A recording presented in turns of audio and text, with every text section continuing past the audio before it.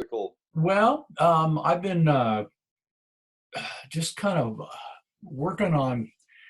Actually, I didn't do anything new this entire week. I Okay. worked on Dear Prudence and worked on Vincent some more, Okay. and We didn't. trying to get smooth, trying to get musical, Yeah.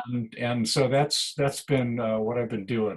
It's been a fairly so it's there's some rewarding things. This is I think I might have mentioned this before, but there are a lot of similarities to this to like golf lessons for me, where when you get to a certain point and you recall or you're able to put into context something you've heard before, but it didn't really Exactly. apply before. Yeah. And so certain things where I find myself going, oh well, that's if I just tried to do this here, maybe that would go better, and inevitably it does. So Yeah. in Dear Prudence, that's certainly the case with a couple of the changes coming from up here down here, where if I try to slap down the chord, it's really hard to get there. Yeah. But if I try to put the chord down Yeah. as I need it, it works a lot better. Yeah. So Yeah. And trying to remind myself of that all the time. I don't remember it every time. well, that's okay. And and that's really important in finger picking songs, more so than in strumming songs, because with when you're going to finger pick something, you're going to hear every note that you've put down individually at some point. And so if any note buzzes or is a little suspect, it's really gonna stand out. If you're strumming 5 or 6 strings for a chord, you do want to try to get everything down like at pretty much at once or close to at once. Right. But if one thing is a little glitchy on the first stroke, it's hardly going to show. So it really is a different approach. Right. Right. So that's um, and it's interesting too in Dear Prudence. There's the sort of the added um, figure picking, or at least the Travis picking part of the whole thing, where I can roll it off in my mind. I know where I'm supposed to be going, Okay. and the execution part doesn't always sync up with the intention Yeah. part. But that's just a matter of doing it a lot, I guess, and trying to develop that, whatever that neuroplasticity is that allows you to do that, learn how to do that. So just been working. To touch on what you brought up at the beginning, um, the a lot of people have like kind of or feel pressed like, oh God, I got to learn something new every week. I got to be start on something, and that sometimes you get that way. It's like I need to start something new just to have to approach something differently. But Right. weeks like this, when revisit things or polish things or take them to a different level, is really important part of the process too. And it's interesting what you said about golf, because it's absolutely true with music, is that there's a lot of times, especially if we're talking about theory stuff or even techniques, sometimes you might hear it 3 or 4 times, but it doesn't quite click, or you can't quite implement it. Yeah. And then the fifth time or some one other thing, it's like all of a sudden in a song it comes up like, why did it go to this chord here? It says, oh, because it's like a secondary dominant or something. Right. And then it starts. My lesson yesterday with Ed, who lives about as far away as you do. He lives in Corralitos, so it's a solid hour drive here. That's out by it's halfway to Monterey from Santa Cruz, right? Okay. And so, but he told me right up front that he wanted to talk about secondary dominance. So the whole lesson turned into a chord theory lesson about things. We talked about some jazz progressions and stuff like that. But Uh, and he said, God, you probably, and I've known Ed for like probably 40 years. I mean, he's somebody that's taken lessons from me for over 30 years, sometimes with a 5-year gap, you know. Yeah. But and so he said, you know, you probably told me this 30 years ago, but I just couldn't, you know, apply it, or I couldn't, you know, it didn't register. He says, but Right. now it makes a difference because he's trying to work on harder songs that have more complicated progressions than John Prine songs and stuff, which he loves. That's what he really does, is plays Texas singer-songwriter songs. And yesterday he says, God, all these songs I play, they all have like 3 chords. I can learn them all in like a minute each. You know, it's like, but he's working on Punky's Dilemma, a Simon and Garfunkel tune. You know, Sure. Wish I Was a Cat. You know, Yep. Yep. jazzier, you know, jazzier chords and stuff like that. And so that's what happened. We got into talking about the theory of these chords, and he's also working on Paul Simon's American tune, which is even more complicated. You know, quick chord changes, not hard chords, but a lot of times they change. You know, 3 beats in a row, you'll have a new chord. So Yeah. yeah, so it's American tune. Yeah. And where did I saw some reference, and I don't remember where, to Sounds of Silence. yeah. Did I see that somewhere in your world? On the new right now, I've got about 6 students playing it, and so I've probably mentioned even in some place that it's a song that I probably hadn't shown anybody in 10 years for no particular reason. It just kind of like escaped my radar, and it used to be like a standard one that I wanted everybody to learn. And yeah, one of my students brought it up 2 months ago, and it occurred to me, oh my God, I probably have a dozen students that should play this that don't, you know. Yeah. Yeah. Have we ever talked about it, or have you? No, we've Oh, never talked about it absolutely would be a good one for you to do. It's because it. Okay. it's minimalist finger picking. You know, it's really one note at a time. Yeah. Hello, darkness, my old friend. I've come to talk with you again, because a vision softly creeping left its seeds while I was sleeping, and the vision that was planted in my brain still remains.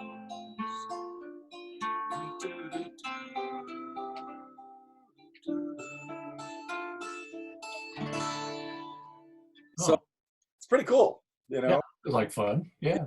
Um, anyway, but so yeah, we could I could send you stuff. We could talk about that a little bit later if you want. I know. Yeah. Well, let's do that. That's yeah. Let's Yeah. do that. Are you in the drop D tuning right now? I am. Okay, so let's go into Dear Yeah. Prudence. Let me see if I can rattle off part of the first page here of Dear Prudence. Rattle off is probably the wrong term, Yeah, really. but but yeah. Okay.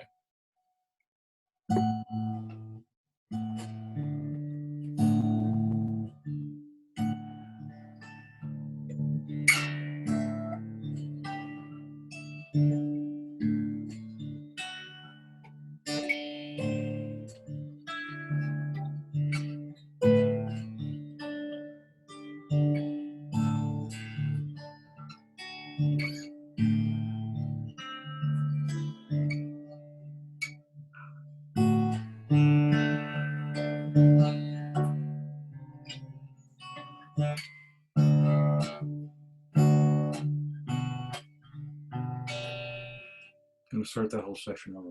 Try that again.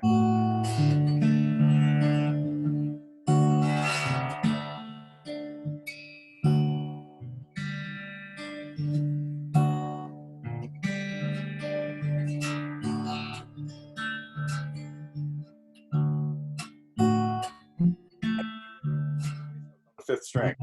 There you go.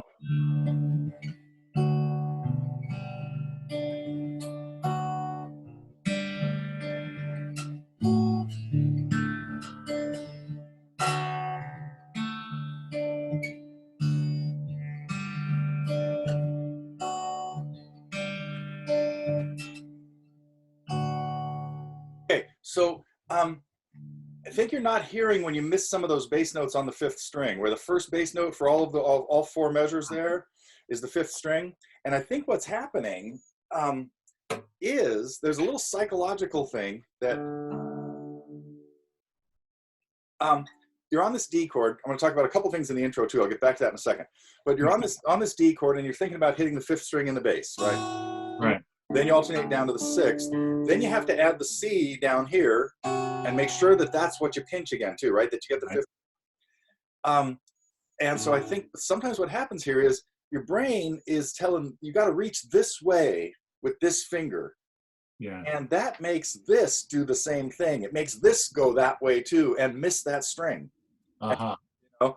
So try it again just from right there on that D chord, and really focus on that first pinch of every chord. Make sure you get the 5th string. Right. Okay. Okay. Okay.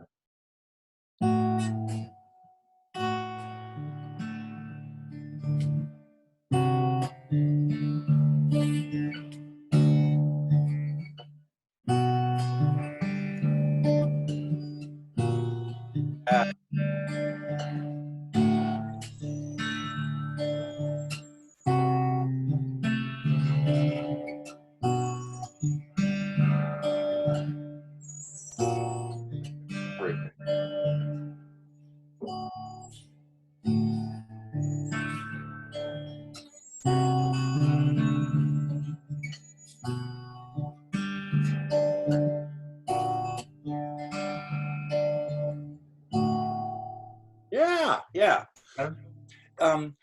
It's hard when anytime you're doing a finger picking thing, there are multiple layers. It's multitasking. There's a bunch of different stuff going on, and it's really hard to listen to more than one thing consciously. And so, like right there, I have a feeling that you weren't hearing that, even that those bass notes weren't happening, because the melody notes really jump. The high notes are what jump out at you. It's what you hear. And if you were to hit one of those wrong, you would notice it immediately. Yeah. If you hit the wrong, but if you hit a wrong bass note, a lot of times it's like it doesn't register. And if you're in finger picking, you always have at least 2 different things going on: the bass notes and the melody notes. Right. And I kind of think you really can only consciously listen to one thing at a time. And but you can subconsciously listen to a whole bunch of other stuff behind it. Right. And if you're listening to the melody notes and the bass notes are subconscious, and you hit the wrong one, you won't tell. You can't hear it, or you might not hear it. But if you're listening to the bass notes and you make sure that those are right, and you miss a melody note, subconsciously you'll still hear that, because that will jump out at you more. So I guess that's my piece of advice here is pay attention to those bass notes, and don't worry about the melody notes, because if you mess one up, you'll hear it anyway, even if you're listening to the bass. Yeah. And the other thing that I found, because I was trying to hear that sequence of bass notes, which is very obviously half steps going down there, and if I hit the 4th string, the 4th string always seemed to be consonant with everything else that's going on, and so it didn't sound bad, I guess, was I would say. Right. Yeah. So it was like the bailout or something. I don't know. Yeah. And a lot of stuff is like this. This has that droning effect, because we always have a D ringing. We have 2 Ds ringing, the high one and the low one, right? Right. And then the other bass part is the first one is the one that's moving, And there are a lot of times you can do stuff like that. Like I could play, I might play some melody notes on like just the 3rd string, but I might let the first 2 strings ring as these drones.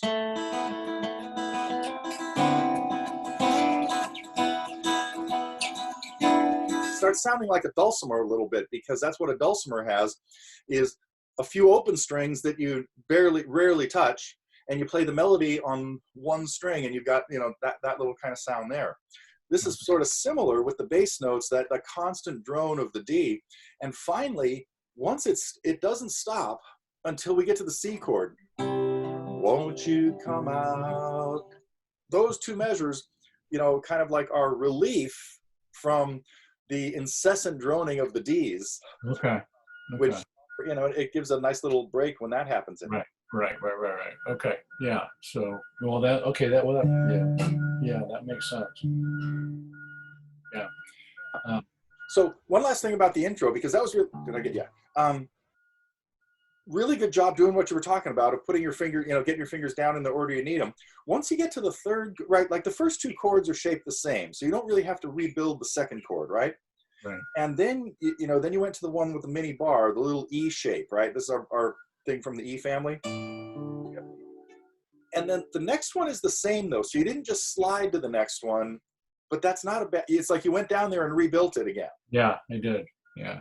Which is totally okay, because you want to practice that skill of all the time, and you could have even done it with the first two. You could have started this one with on and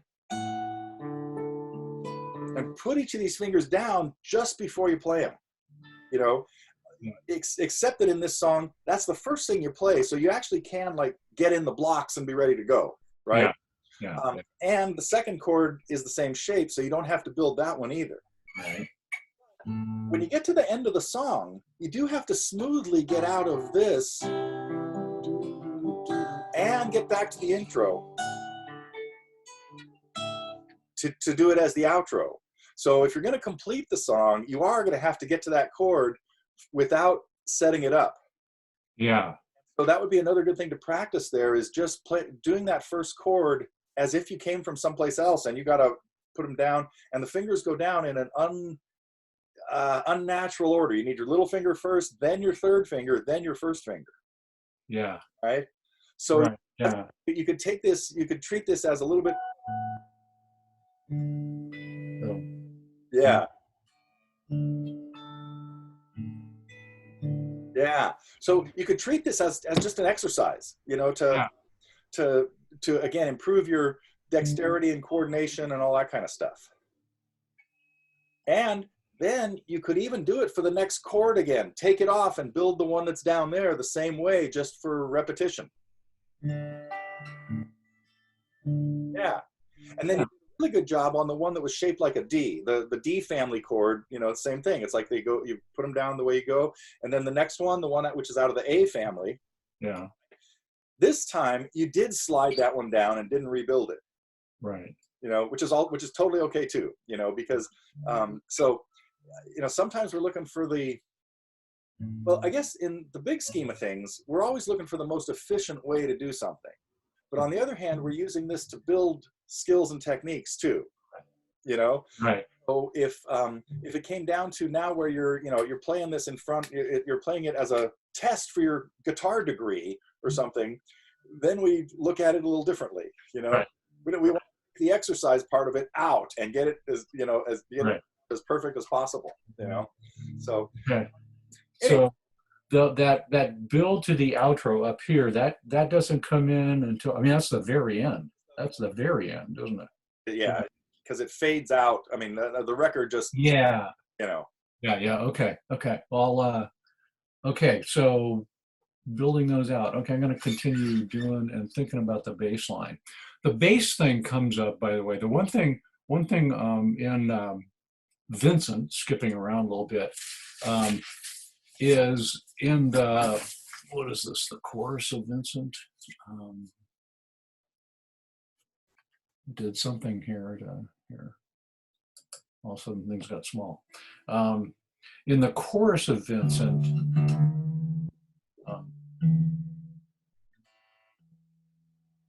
Hey, hang on a second. Did are the other parts of Dear Prudence okay? Like when it goes to the C chord and the yeah, that part, like yes. Okay, and then the bar chord part where we've got the three chords, the first and fourth and third frets. Yeah, I've been working less on those, but yeah, that kind of stuff is part of the Prudence build that I try to do. Yeah. Okay. So I'm sorry, skipping around here. Good. In Vincent, the bass thing in the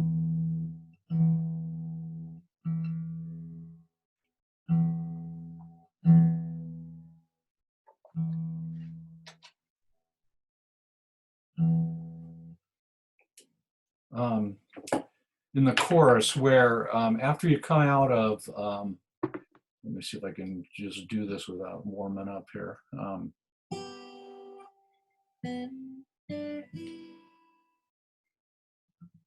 Um,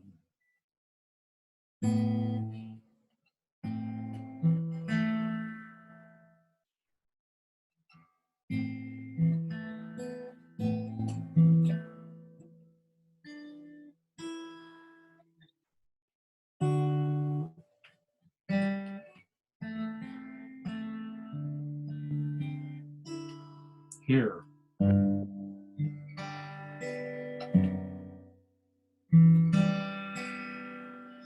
Wrong string there on your, yeah. Oh man, yeah, that's wrong.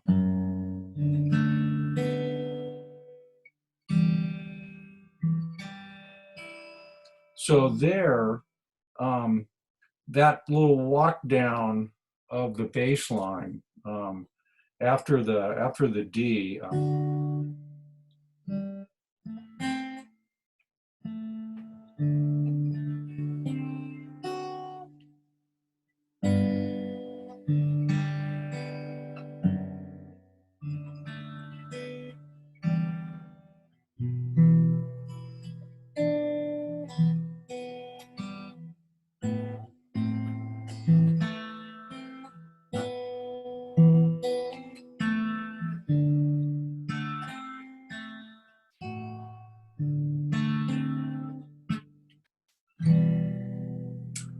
Right. That, I guess that's one place where I've managed to listen to the bass more than the rest of it. Okay. I mean that there's a very definitive, Yeah.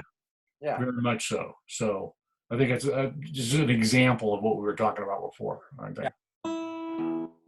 Um, this is a place too. This is an example, I guess, where try to get the chord, whatever chord you're going to, get it down quicker now. This is almost like less get. You almost should be able to strum through this song. Now I understand to the D7 what you tried to say to me. How you suffered for your sanity. How you tried to set them free. So Okay.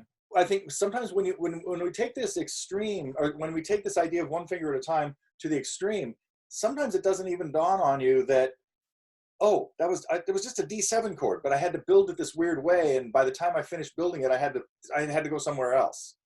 Yeah. You know. So and then I think with the picking, you might be hearing this a little wrong, because almost all the notes, it's a steady flow of eighth notes. So even here, when we get to the well, there's a hammer on the A minor, but when we get to the G and the bass,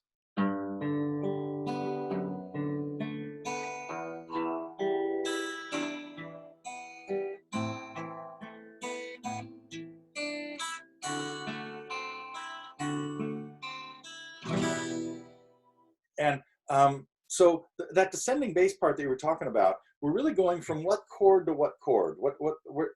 The first bass note is what? We're going from G. Okay, and the ending point is what?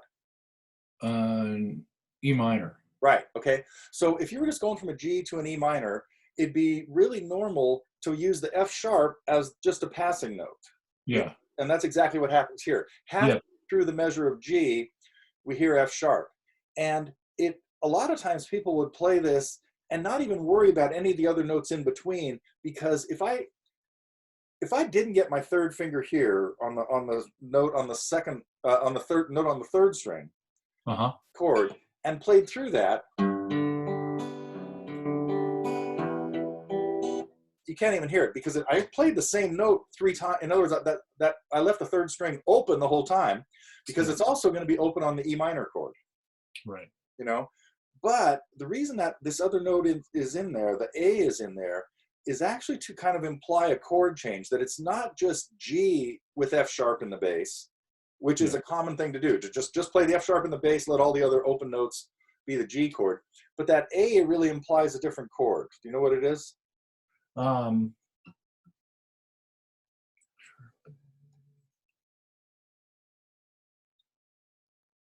It's like D with F sharp in the bass. Exactly. That's why that note is in there. So this sounds more like a D chord than a G chord. It's subtle, because it goes by so fast, you know.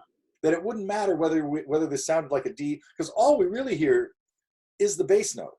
I mean, that F sharp in the bass grabs the spotlight, you know, and it has to resolve to the E in the bass for the E minor chord. Right. So, but that change right there from a G, whether you've got a lot of the rest of the G chord down or not, in this case, we don't really need it. You know, you just need the bass note.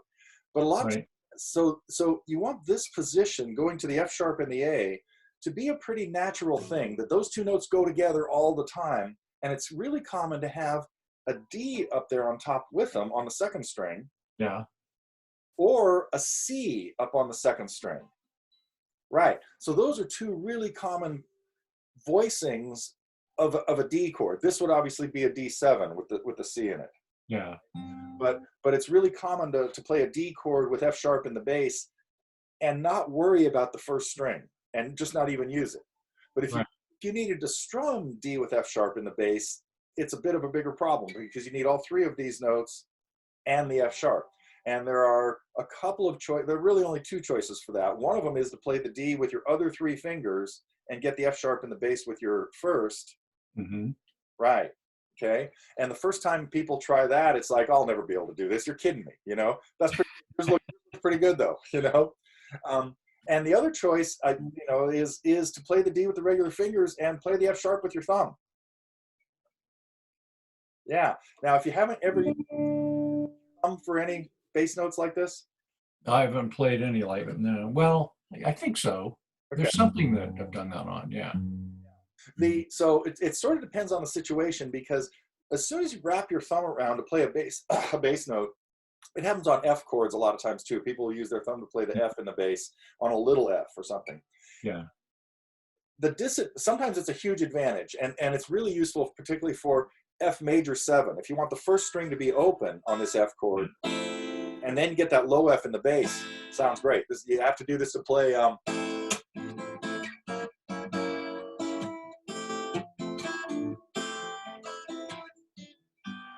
Girl from Ipanema starts with the 7, then moves it up a half step, plays the same chord, you know, as a little intro. But the disadvantage to using your thumb is the rest of your hand is almost paralyzed now. It's like you can't really reach much else because this hand position is so bad, you know. But there are times when it's totally useful. There's I don't know if we've ever talked about, if you know who Reverend Gary Davis is. You know, he was a blues guy, died in about 1970. But really influential on a lot of players, particularly like Jorma Kaukonen of Hot Tuna and stuff. Mm-hmm. And Gary Davis commonly played a chord with his thumb playing 2 bass strings at the 3rd fret, and the rest of it playing like a C7 shape. Yeah, you could go to the hospital if you try this. Don't. Yeah, no. But you know, or Jimi Hendrix. He had huge hands, and it's like he could play 3 strings with his thumb and still be doing something else up here. You know. Yeah. But anyway, okay. Sorry, I'm getting off track here. So try that whole section again, a little slower, but a little steadier on all the picking. I think you have a tendency to kind of to pause a little bit after the first thumb, and then there's a little delay before the next one, and then all the rest of the notes are even. So try that A minor measure again. From the beginning of the verse. Yeah. Okay. Oh yeah. Okay. Okay.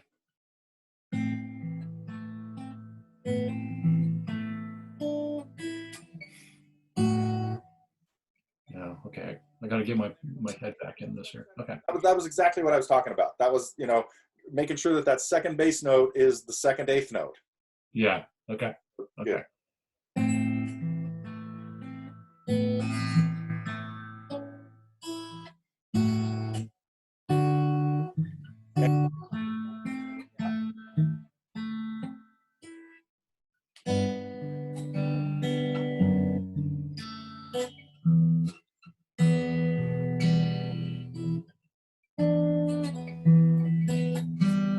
Yeah.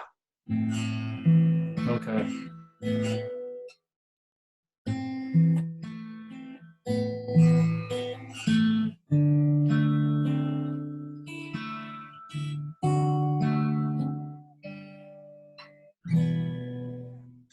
I think on the first A minor, you're putting one extra note in. Do it again, the very first A minor of that section.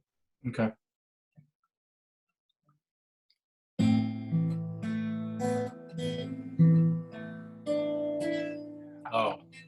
See it? Yeah. Yeah, you had an extra third, extra. Yeah. I see. Okay. Yeah.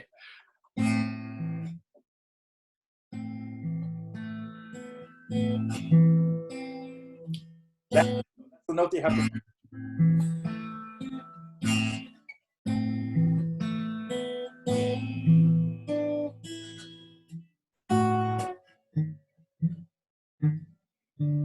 Okay, do that again, and make sure to get that bass note on the D right. Like get to the fourth string in the bass on that D7 chord. You have a tendency to hit the fifth then, and then kind of correct it. Make sure that your thumb changes strings there. Okay.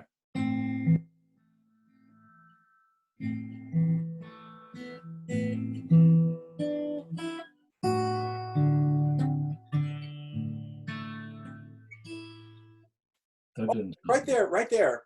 That last note is open. The last note on the D7 is the open E, right? Right. That's open because he let go of the whole chord. It's not just take off that one string. Get out of there and get on your way to G. Right. It's okay, because so that's what I mean.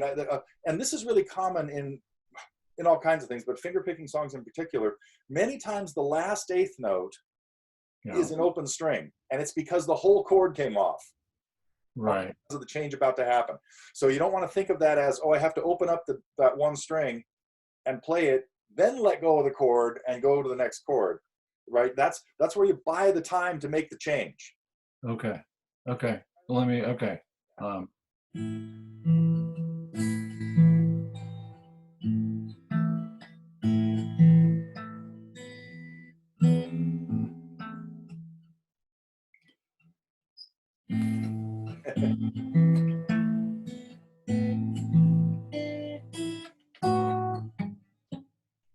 Boy, I'm just flubbing. D7 there. Yeah. Yeah. Put the D7 chord on right now. Everything. Yeah.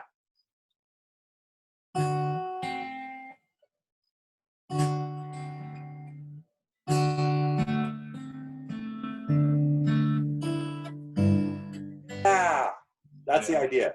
Okay. So as you keep working on that part, think about those little things. Yeah. Making sure all the eighth notes are even. Right.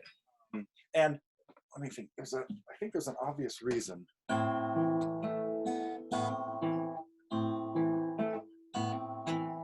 Yeah.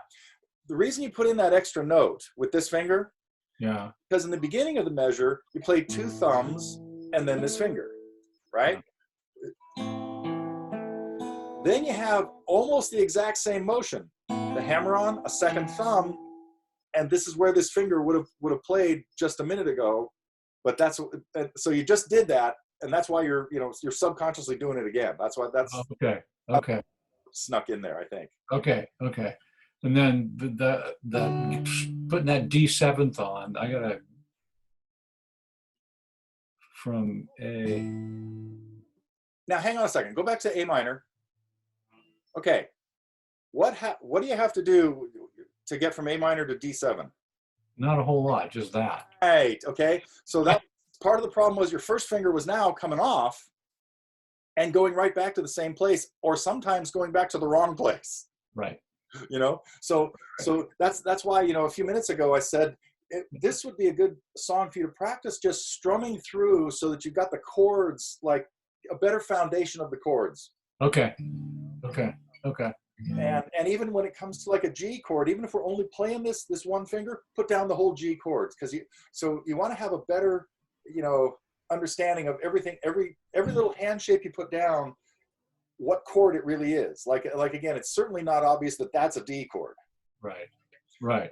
That's what you got to have, that underlying understanding of the progression. And so any song like this that does have real precise picking, again, many times you don't see the whole chord or even realize what chord is on there, because you're only hitting a couple of strings or something. And so I think it'd be really helpful to, well, I'm kind of belaboring this point, really helpful to just be able to strum through the song like one beat per chord or one stroke per beat, and sing the song in your head, or just or play along with him or something, and just get those chord changes happening. Okay. Yeah. Okay. All right. Well, that'll be the Vincent project for the week here. Yeah. That's really cool. I did get a chance to watch that video. That was really neat of him at the. Oh, yeah, isn't that interesting? Yeah, he's Yeah. on. I just it's interesting to me that it just looked like obviously it wasn't a spontaneous event, Right. but it wasn't like there weren't chairs sitting out there. There weren't people, in some rows out there watching the thing, and just all of a sudden it just started. Right, right. So it may have been a surprise to the people, but obviously with the camera setups and everything, it's clear that they spent a couple hours getting that, Yeah, getting yeah, that up and rolling. yeah. And they might. Sound, Sounds of Silence. Let me send you that. They might have even done like 6 takes of that and edited them all together. Oh, really? It's definitely possible. When you have multiple cameras, you can get away with that kind of thing. I mean, every time you cut to a different camera angle, you could cut to a different recording of it too. So because it's very, I mean, he might have made mistakes in there that he didn't. I would guarantee they did at least 2 of those, and they might not have edited anything together. But that's, if I'm going to try to record, like do what I call an acoustic snapshot of me playing a very difficult piece, I will always do it with 2 cameras, because then I know that if I don't get through the whole thing perfectly, I can change the camera angle, and also like edit in like a recording. I could fix it, Yeah. totally useless, There's an example of that. Now that you mention this, there's an example of that in a Sugarland and Little Big Town, and they're doing "Sigh No More," the Mumford and Sons song, and it's actually a pretty cool video. I guess they were touring together, and this was their concluding thing. They bring out Little Big Town, and they do "Sigh No More." Okay. But when you watch it, the first time through watching it wasn't obvious to me, but then afterwards it was completely obvious to me that there were probably 3 or 4 different performances that are sandwiched together, because the clothing changes. You can see people are wearing different things in the different ones, but it's so well synchronized in terms of what they're playing and what they're singing, that actually becomes kind of an entertaining part of it. So yeah. I saw something. I'm working on a lesson on "Time in a Bottle," the Jim Croce song. Sure. I hope to have done in a week or 2. And so whenever I'm doing that, I watch as many versions of the song, especially live ones of the guy playing it. There aren't too many of Jim playing this. There are plenty.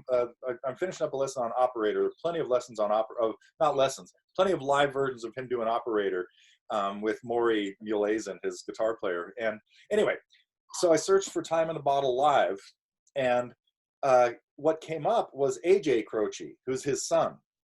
And AJ has had a small musical career, mostly as a piano player, but he was ending a show, and when did Jim die? 1970. Yeah, geez, 50 years ago.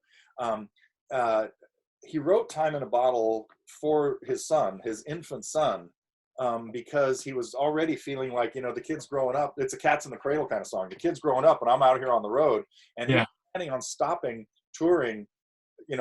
Unfortunately, just before he died, he was like ready to hang it up and be a family man with his wife and young child.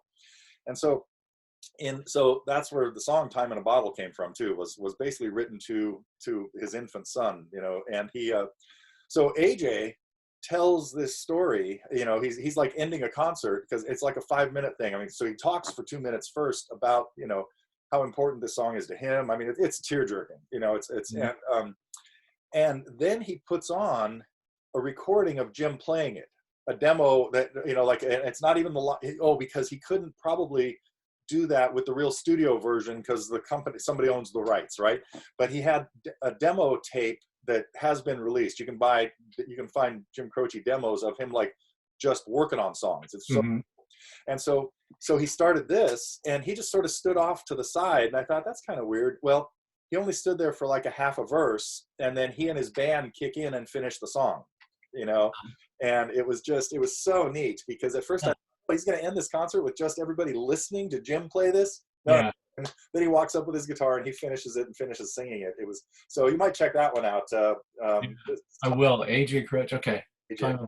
Okay. I just sent this Sounds of Silence tab over in the chat thing. So if you hit the chat button down at the bottom of your Zoom menu.